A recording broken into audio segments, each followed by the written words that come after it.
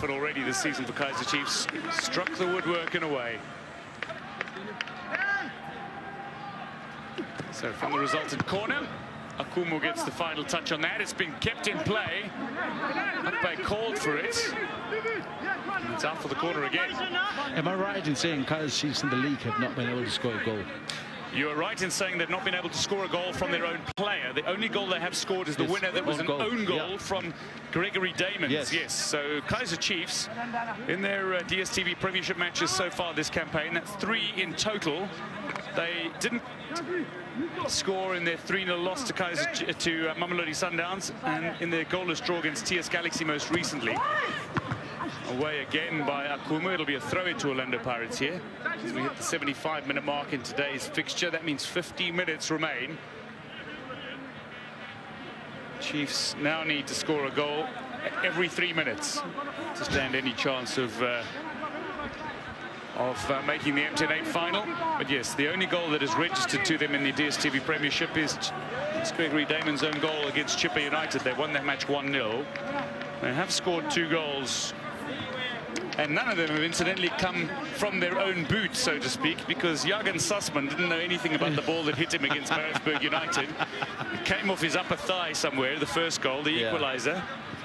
After they'd gone 1-0 down to Maritzburg. As Lepasa goes, maybe he goes good here around the outside again. It's Cardozo marshalling, puts in the timely challenge once more. Brilliant following from Cardozo, not for the first time in this game. And then, of course, Jürgen Sussman scored brilliantly with his header after a superb set piece to find the winner in that MTN8 quarter-final tie. So we're into the 6th match of the season, and no goal off the boot of any Chiefs player so far across all competitions. Ooh, I thought it was a well-timed challenge from our vantage point, but from that, it looks like it should have been an Orlando Pirates free kick just outside the area. As Lepasa's ankle was caught by Cardozo. I think Kaizer Chiefs here recognize that the game is done, but Gavin Hunt wants to see what he can get from his younger players, from his less experienced players. Lebohang Lisako and Ngosingipile Ngobo are standing by to make their way on momentarily for Gavin Hunt's side. Orlando Pirates have also got a couple of players waiting. It looks like Collins Machaka is going to be making his way on for Orlando Pirates, and indeed that Spisitlen Ndlovu, who we've already mentioned, scored the winner against Celtic midweek. He's waiting for his chance to play today. Quick feed from Billiat. Blom towards Castro, but away by the Bafana Bafana captain Hlatshwayo Hoto.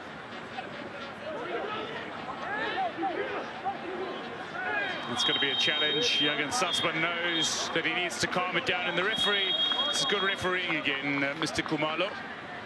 He knows that Sussman's on a yellow card. Sussman knows he's on a yellow card, and just saying, let's calm it down, please. So here is the double substitution for Kaizer Chiefs. We are seeing Castro make his way off, and Parker make his way off. And Ngobo is on for Parker.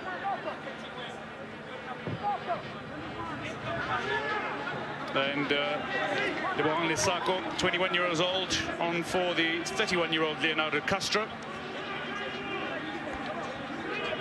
But Ngosingipile Ngobo turns 21 next Monday. You might have seen him handing over the captain's armband to Tawa. The man is affectionately known as Tawa, Mulumuandao Matoro. But Matoro is the 3rd player to wear the captain's armband for Kaizer Chiefs today. It started with Lebohang Manyama, who was substituted off and then handed the captain's armband to Bernard Parker. Parker's then gone and handed it to Matoro. He's strapped that on, it looks like under his sleeve. You could barely see it as Hoto looks to break away. The offside flag is down. Pirates look for a second, and they'll bury it with aplomb through Lyndon Tambo, living up to his nickname, Miss Figo. A nickname gifted to him after his resemblance in playing style to the great Portuguese hero, Luis Figo. Tambo scores Pirates' 2nd of the the day, they're 5th on aggregate. And not only have they got one foot in the final, they have simply wrapped it up here. Pirates are going to their first final in 6 years in the MTN8. Beautiful pass, I think Hoto it was to set him up, but again, it's a Kaizer Chiefs team that was in the attack, pressing, and that break of transition basically puts them in a situation when they weren't able to recover. The calmness of Figo here beats Akpe completely hands down. It's a quality goal, and to think that he had all the time in the world at that. Well, the Kaizer Chiefs fans are nothing short of devastated. The disconsolate reactions. Richard Ofori still maintaining that clean sheet. The Chiefs looking promising in so many moments, can't find a goal. So Pirates are making a host of substitutions here. Joseph Sinbala is going to use up the remaining 3 he has available to him. Dion Hoto is going to be making his way off after having a hand in both Orlando Pirates goals on the day. He's leaving the field of play. Maela is going to be leaving the field of play, and Mutswari is going to be leaving the field of play.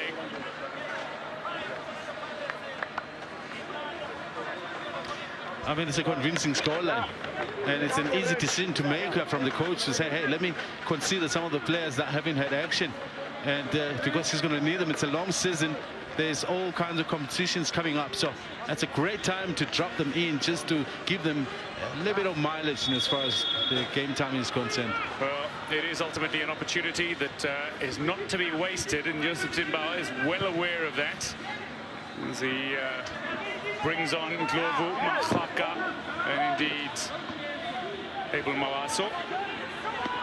So Mawaso getting some game time. Very intelligent player is Abel Mawaso. He will gladly concede that he is not the most talented player, but it's his hard work and his understanding of the game that do give him an edge over players who sometimes have natural ability and don't want to work quite so hard. And put him anywhere in the field of play. Defense in the middle. He's very comfortable. He takes to the field like a duck to water in all those positions. Kevin Hunt, 4-time PSL winning coach, only one of 2 coaches ever to win all domestic trophies.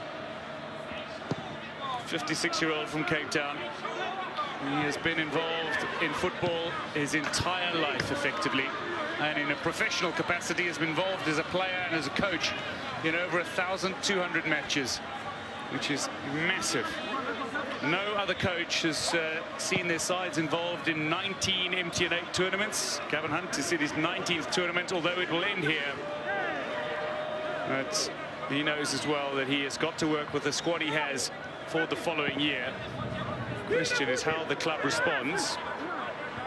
Do they give him some freedom to say, do what you can for now? But this is, for Gavin Hunt, not the kind of position he wants to be in, where he can sign players and build the team that he wants to build. Instead, is to try to make do with the players he has and to try to fashion teams and tactics from the players he has rather than the other way around. 7 minutes to play here, and Chiefs need to score half a dozen goals. We can say that Pirates are through to the final with confidence now.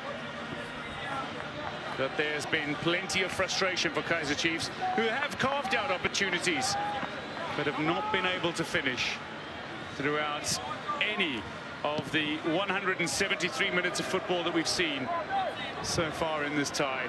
Tumilengune watching on. And now the argument, of course, between you and me and everybody sitting at home is... do we have an argument? Really? Yes, but what is the discussion, William Shomwe?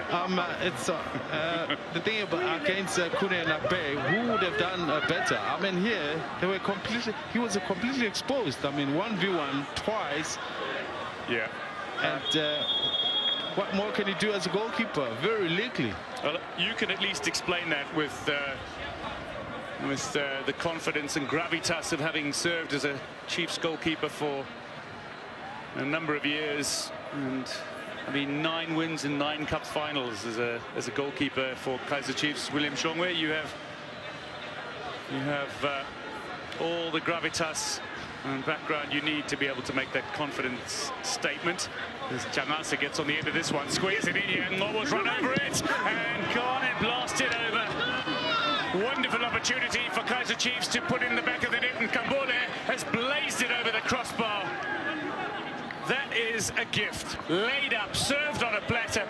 Ngobo recognized that if he left this little pass from Jangase, it would be teed up for Kambole. I mean, if there's one player that needs a goal right now, it is Kambole. I mean, I'm saying I know Kaizer Chiefs needs a goal, but Kambole maybe even more for somebody that is displaying the whole season. Yes, he got one towards the end of the season for Kaizer Chiefs. Gave himself a little bit of a glimmer of hope to say, hey, maybe. But that's not happening. But you love Jangase. I think he's come in and impressed for me personally. He's knocked the ball around in good areas, and he's certainly set up a few more opportunities for Kaizer Chiefs. This Billiard has his arm dragged by Tlachuao, sister referee on the near side. Temikosi Mangai says free kick Kaizer Chiefs. A rare late opportunity here. Kaizer Chiefs and Orlando Pirates. Over 180 minutes of football. Chiefs have not managed to go. Ofori has kept 2 clean sheets in his 2 starts for Orlando Pirates previously, and looking to make it another here.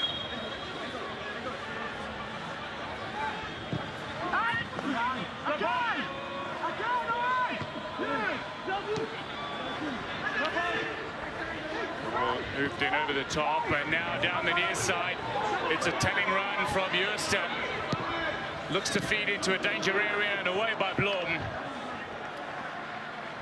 From the side angle, you might have thought that was hitting close to an own goal, but it was well cleared by Blom.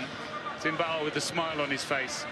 They knew that Kaizer Chiefs will have to come out with numbers, and so that's why I said whether it's deliberately for Orlando Pirates to set the way that they set in that first half. For me, now you can see the whole point, how basically they absorb the pressure and look to come with this quick transition, and Kaizer Chiefs have no answers to that, and it's working like a charm.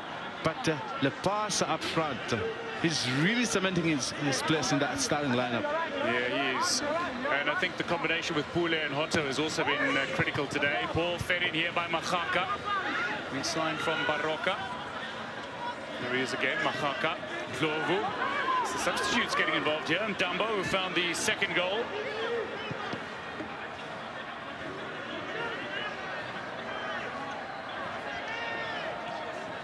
Klovu. There's Dumbo again, back to Paseka Marco. It's the substitutes who are holding the ball here. Over the top, Mahaka will run onto this here, and he's got the opportunity to square it for Lepasa. Maybe it's a chance to make it 3-0 wins in a row against Kaizer Chiefs. Chance here, struck, but lacking any real power when Jooste can't find a goal. It'll seal off the tie utterly and thoroughly and comprehensively. Escaping with possession. It's going to restart from a drop ball.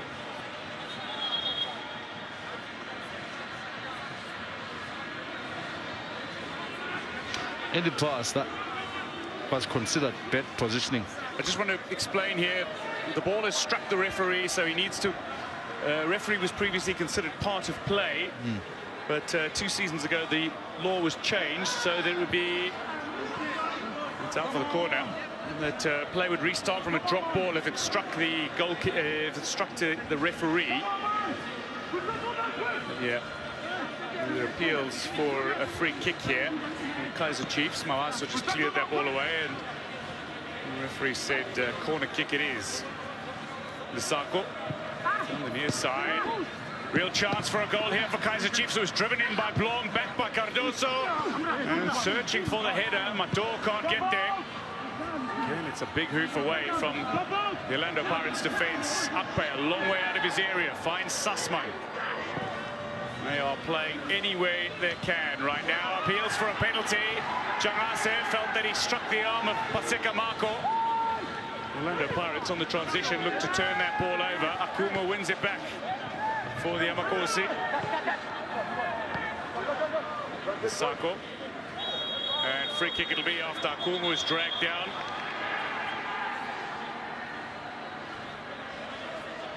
Munare. He's had another tough afternoon for Orlando Pirates as well.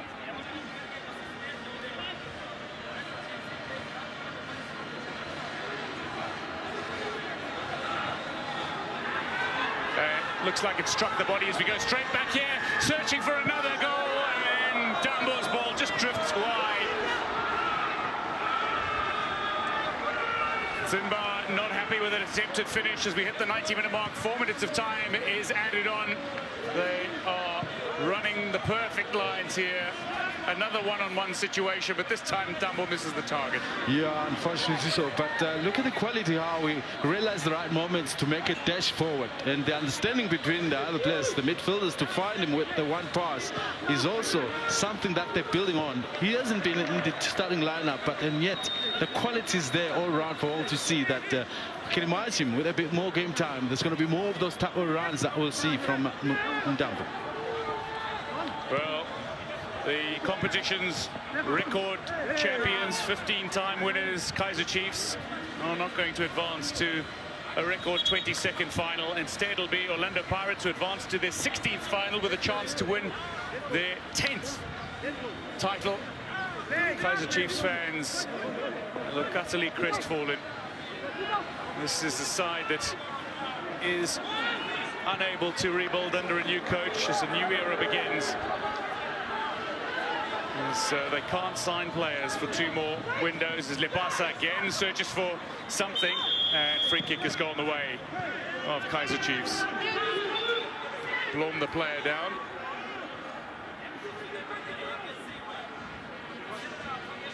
The under-23s going head-to-head here. His knee. Yeah, it looks like Lepasa's fallen onto the knee of Blom, just knocked it out, maybe hyperextended a ligament or two. I hope he's fine. On the opposite side, Kambole with a chance to fire a shot goal bound, but blocked by Nyauza. His commitment is never in question. With Kambole, he needs to find his confidence somewhere. It's just not coming. The man who has the record for the fastest ever hat-trick in any Champions League football anywhere in the world.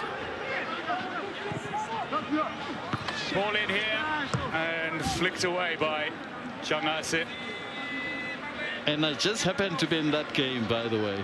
You were watching him score. It was 3 goals in 5 minutes, just under 5 minutes for Zanaco. Against Babane Swallows. It was indeed. I wasn't going to mention Swatini there. I thought I'd let it go, William Hlongwe, given your heritage. We look back at that header by Jangase just over the crossbar, but yes. He's a player who's got the ability, but has just not been able to prove it in the colours of Kaizer Chiefs.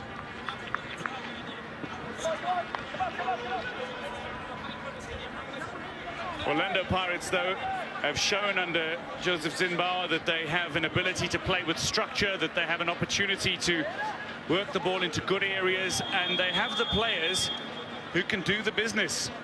And for Orlando Pirates, although they've had a lackluster start to the season with, it's a yellow card for Mato, a second yellow, which means he's going to be red carded. Because looks like Mato forgot about it. Well, Mato is walking back. The referee has just whipped up his yellow card. He's going to pull out the red here because Mato, now this is the other part. There is the red card. I mentioned earlier he was the last player to receive a red card in the Soweto derby. He's received the second red card in the Soweto derby here. And he's walking away with the captain's armband. That needs to be tossed back into the field of play. There does need to be a designated captain. And I think one of the officials is drawing his attention to that. But this is the situation. Arms around Lepasa and holding him back. It's cynical. There's a clear yellow, and it is an unquestioned red, considering his first yellow card. This is what he received his first yellow card for. A clumsy, awkward challenge on Pule. So, a horror day for Kaizer Chiefs means they will end with 10 men, having conceded 5 goals on aggregate in the semi-final tie. It's not been a happy day at the office, but for Orlando Pirates, glory is 90 minutes away. They take on Bloemfontein Celtic in the final of the 2020 MTN8. They are back in the final for the first time in 6 years and have an opportunity to win their first MTN8 title since their back-to-back successes in 2010 and 2011 as part of their treble-winning teams. Gavin Hunt knows there is plenty of work to be done, but he will hope to draw on positives that he has seen, and there might be precious few from the two legs.